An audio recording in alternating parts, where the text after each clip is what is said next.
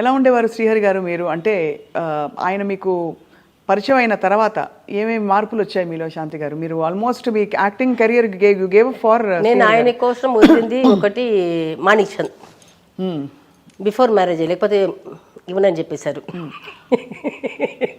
అందుకని ఇది మానేశాను. ఆ తర్వాత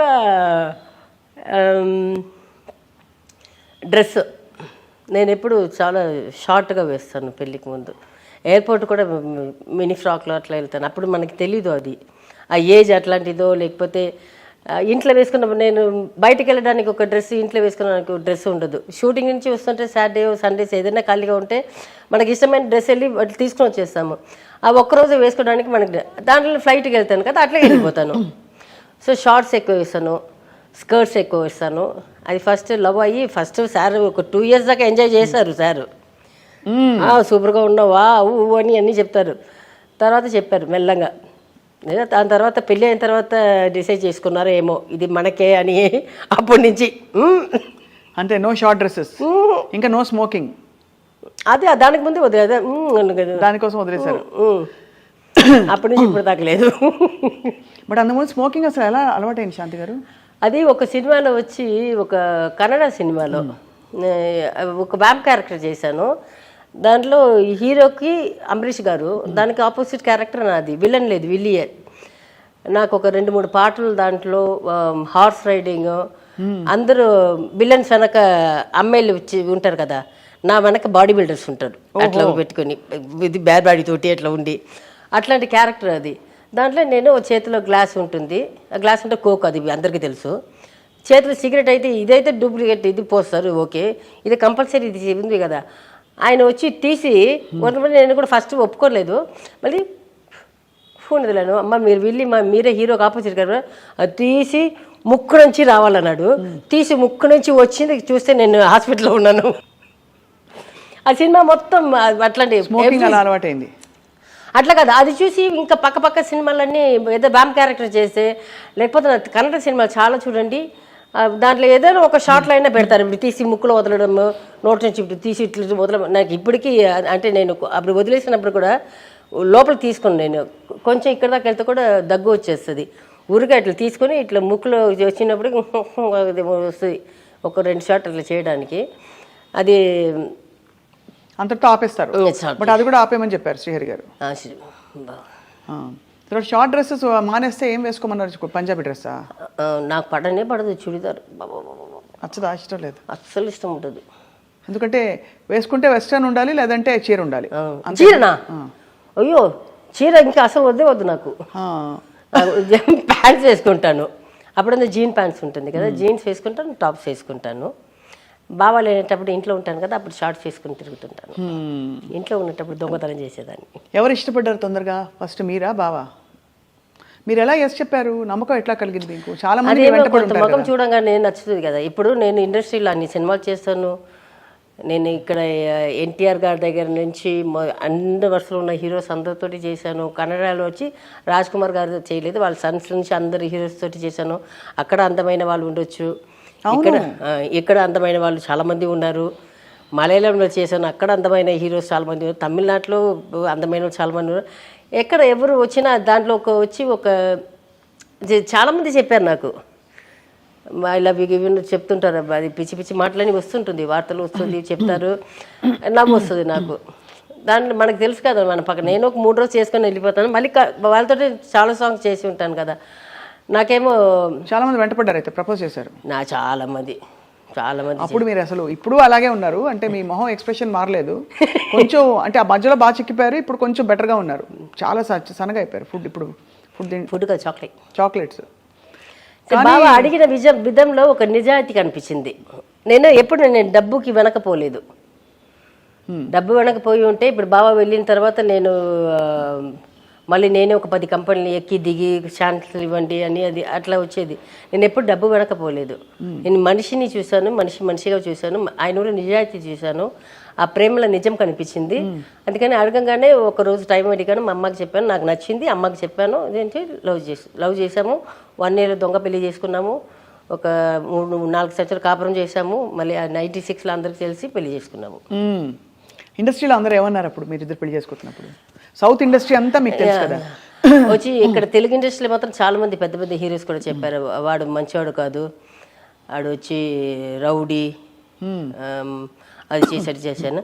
అట్లాగే ఆయన్ని కూడా కొన్ని హీరోస్ వచ్చి చెప్పారంట, అమ్మాయి వచ్చి ఇట్లాంటి సాంగ్లు చేస్తుంది, వాళ్ళు వచ్చి సినిమా వాళ్ళు వచ్చి ఏమార్ చేస్తారు, దాని వెనక వెళ్ళవద్దని ఆయనకి చెప్పారంట. అయినా ఇది పట్టించుకోలేదు, నేను పట్టించుకోలేదు. ఇద్దరు ఒక్కొక్క వాళ్ళని, అది ఉన్న నిజమైన ప్రేమ. నాకు నమ్మకం. నేను బాబాకు ఒకటే చెప్పాను, నాకు ఒక మంచి ఒక బెడ్రూమ్, మన ఇద్దరికి ఒక బెడ్రూమ్, ఇది ఒక కిచెన్, 3 పూట అన్నం పెట్టు, ఒక కాటన్ బట్టలు పెట్టు, చిరగకుంటే నాకు ఇంకా ఒక 4 బట్టలు ఉంటే సరిపోతా ఒక 6 నెలలకి, అది పెట్టు చాలు నాకు. అప్పటికి శ్రీహరి గారు బాగా స్టారా? లేదా అప్కమింగ్ స్టార్.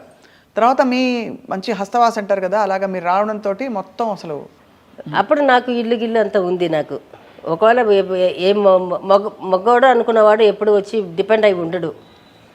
సో నేను బావ ఎక్కడ పెట్టినా నేను చెప్పాను, నేను వచ్చి నీతోటి ఉంటాను. అసలు ప్రేమ చిగురించడానికి ఫస్ట్ టైం ఎక్కడ కలిసారు మీరు?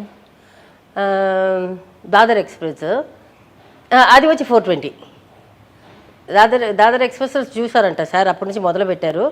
420లో వచ్చి చేయటకు అడిగారు, పెళ్లి చేసుకుంటావా అని అడిగారు. అది అడిగిన విధం నాకు నచ్చింది. మా అమ్మకి చెప్పాను, ఇట్లా ఆగమని చెప్పాను. సార్ 1 year దాకా ఆగారు. 93లో వచ్చి మా అన్న కొడుకుకి గుండు చేసడానికి వెళ్ళాను. ఈ దొంగ అప్పుడే తాళి తీసుకొచ్చి కట్టేశాడు. అంటే అప్పుడు గుడి లోపల చెప్పాడు తాళి కడుతున్నానని. నాకైతే ఒకటే షాక్. మా అమ్మ అయితే ఏడుస్తుంది.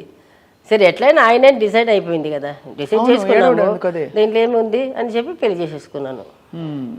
ఇండస్ట్రీలో అందరూ సరే మొత్తానికి తర్వాత మీ ఇద్దరిని ఐడియల్ కపుల్గా ఆల్మోస్ట్, బికాజ్ మీరిద్దరూ ఎంత ప్రేమగా ఉండేవారు.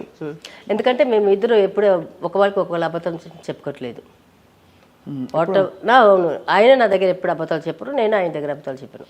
సో శ్రీహరి గారు మీ లైఫ్లోకి వచ్చాక, అలాగే మీరు శ్రీహరి గారి లైఫ్లోకి వచ్చాక, నార్మల్ కదా ఇండస్ట్రీలో చుట్టూ చాలా టెంప్టేషన్స్ ఉంటాయి, చాలా మంది వ్యక్తులు పరిచయం అవుతుంటారు. ఎప్పుడు శ్రీహరి గారికి ఇంకొక అమ్మాయికి అనిపించలేదా?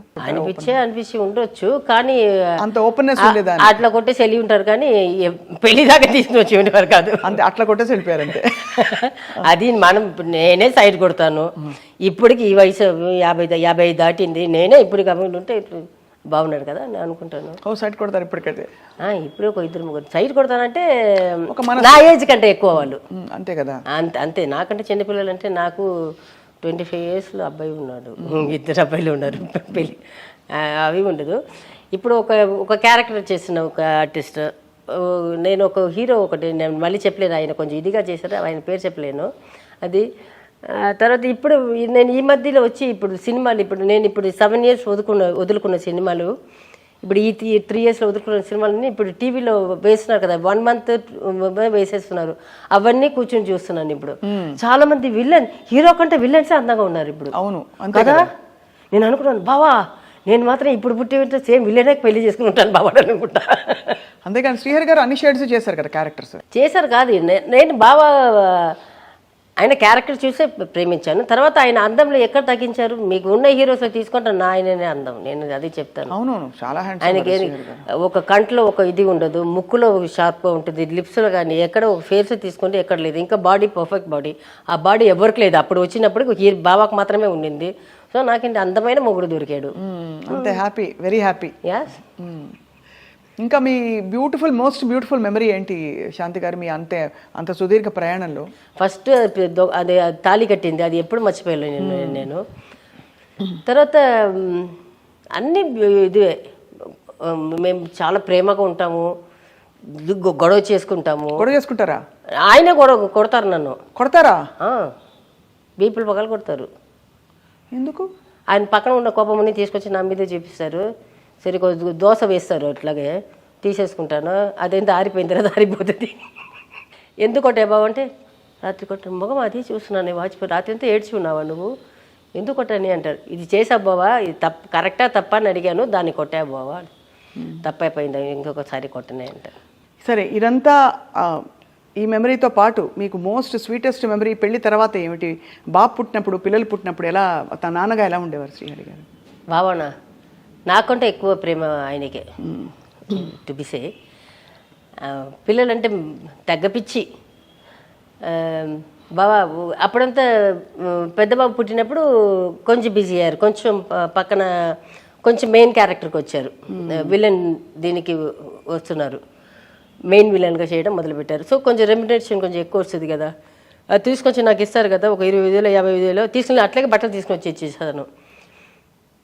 అసలు ఒక్క మాట చెప్పరే, నువ్వు ఎందుకు తీసుకున్నావని ఒక్క మాట చెప్పరు. అంటే మొగుడు అంటే ఇట్లా కూడా ఉంటాడు, మొగుడు అంటే 50,000 ఖర్చు పెట్టి వస్తుంది, నేను భయంతో వస్తే అది చెప్పరు. తర్వాత వచ్చి నేను ఫస్ట్ టైం వచ్చి ఎప్పుడు మా లవ్ అప్పటి నుంచే ఎవ్రీ ఇయర్ నా బర్త్డే అప్పుడు ఏదైనా ఒక గిఫ్ట్ ఇస్తారు. అది 1 గ్రామ్ ఉండే 2 గ్రామ్ ఉండి ఒక డ్రెస్ చీర మాత్రం నేను ఒకసారి తీసుకొచ్చాను బర్త్డే అప్పుడు. అప్పుడు జన్మలో చీర తీసుకురాకు అని చెప్పేసారు. నేను చెప్పాను, దయచేసి బావా నువ్వు చీర మాత్రం కొనుక్కోవచ్చు, తీసుకుని వచ్చి బావా. అది ఎంత చండాలంగా ఉండిందంటే అంత చండాలంగా ఉండింది. ఏం చేశారు, ఆ చీర ఉందా ఇచ్చేసారు అప్పుడే? నేను తీసుకొని కుట్టేశారా? నేను ఆ చీర కట్టుకుంటే అయినా పర్వాలేదు, నేను చెప్పాను వద్దు.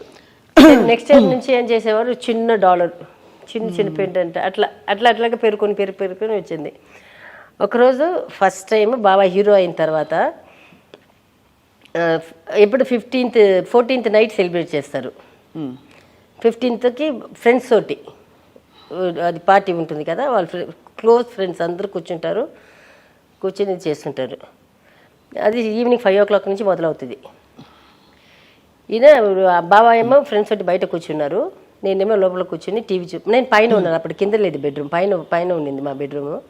పైన కూర్చొని కింద నుంచి ఇంటర్కమ్ పిలిచారు, వస్తే కిందకి రావే అన్నారు. నేను నైట్ మీద ఉన్నాను, కిందకి వచ్చాను. ఏంటి బాబా అన్నాను. ఏమో బండి ఎక్కువే అన్నారు. ఏం బాబా అన్నాను. నువ్వు ఫస్ట్ బండి ఎక్కువ, ఆయన లుంగి మీదే ఉన్నారు, నేనేమో నైట్ మీద ఉన్నాను. 9:30 9:45 పైన అయిపోయింది. సర్రని బండి తీసుకుని వెళ్ళాడు. మా ఇంటి ఎదురింట్లో కృష్ణ పోల్సన్ ఇది వాళ్ళ జ్యువెలరీ షాప్ ఉంది. చేతిలో డబ్బులు గిబ్బులు పర్సు ఏం లేదు, స్ట్రైట్గా తీసుకుని వెళ్ళారు. షట్టర్ వేసేశారు. హిందీలో చెప్పారు, ఓపెన్ కరో అని చెప్తారు కదా, ఎదురింటి వాళ్ళు తెలుసు, అది ఓనర్ కూడా ఉన్నాడు. ఇప్పుడు ఓపెన్ చేశారు. ఓపెన్ చేస్తే చెప్పారు, అప్పుడు చూపించారు, నీకేం కావాలి తీసుకువే అన్నారు. నేను చెప్పాను, నాకు ఏదైనా ఉంగరం ఏదైనా ఒకటి తీసుకుంటాను బావా అని చెప్పాను. సరే ఈయన వెళ్ళి చూస్తున్నారు. ఇట్లా చూసినప్పుడు ఆయనేమో ఈ గోల్డ్ సెక్షన్లో ఇటు ఉన్నారు, నేనేమో ఫస్ట్ ఏమో డైమండ్ సెక్షన్ ఉంటుంది. నేను అక్కడ నిలబెట్టి ఇట్లా ఊరికే ఇట్లా చూశాను.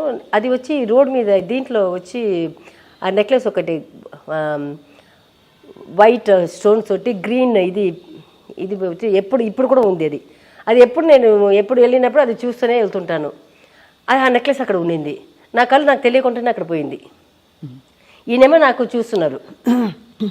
నేనేమనుకున్నాను, ఒక 1 lakh అట్లా ఏదైనా కొనేసి ఎక్కువ ఖర్చు పెట్టించేద్దని కాదు, ఒక 1 lakh కూడా కాదు. మాకైతే ఏదైనా ఒక ఉంగరము లేకపోతే నాకు ముందే చెప్తారు, ఒక 10,000 ఏదైనా కొనుక్కు, నీ ఇష్టం ఏదైనా కొనుక్కువే అంటారు. నేను వెళ్ళి ఒక 10,000 నాకు ఒక డ్రెస్, ఒక 4 డ్రెస్ వచ్చి, నేను ఎక్కువ ఖర్చు పెట్టి బట్టలు తీసుకోను, నేను రోజు అదే వాడుతుంటాను. సో వెళ్ళి ఏదో ఉంగరం కానీ ఏదో చిన్నది ఏదైనా తీసుకుంటాను బాబా అని చెప్పి ఆయన ఇట్లా చూస్తుంటే ఆయన తిరిగి నన్ను చూసినట్టు ఉన్నారు. నా కళ్ళు ఏమో దాని మీద ఉంది, అది రోడ్లో చూసినది దాని మీద ఉంది. బాగుంది, చూపుంది బాబా అన్నాను. అది ప్యాక్ చేయరాను. ఎంత అన్నాడు, ఇంతమంది చెప్పారు. బాబా ఇంత కావాలా బాబా అన్నాను. నడుసుకో అన్నారు. అది చూసారా, ఆయన పక్కన ఒకటి నచ్చింది, నేను అది చూసాను, అది బాగానే ఉండింది. ఇది కూడా తీసుకువే అన్నారు. వద్దు బావ, ఇప్పుడు వద్దు బావ, ఎందుకు బావ అన్నాను. దోనో ప్యాకరో గాడి మీరకో అన్నారు. 2 ప్యాక్ చేసి వచ్చేసాము. ఏదొచ్చినా ఉధృతితో వస్తుంది, చూపట్లేదు. లేదు ఆయనకి నేనంటే పిచ్చి ప్రేమ. నాకు ఒంట్లో బాగాలేకపోతే కూడా ఆయనకి చెప్పను, ఎంత ఫీవర్ ఉన్నా సరే, ఎంత బాడీ పెయిన్ వచ్చినా సరే, అసలు ఏమీ చెప్పను ఆయనకి. బాబా నాకు ఒంట్లో బాగాలేదని ఎప్పుడు ఏ రోజు చెప్పలేదు ఆయనకి, చెప్పను. ఆయన నాకు వస్తే తట్టుకోలేరు.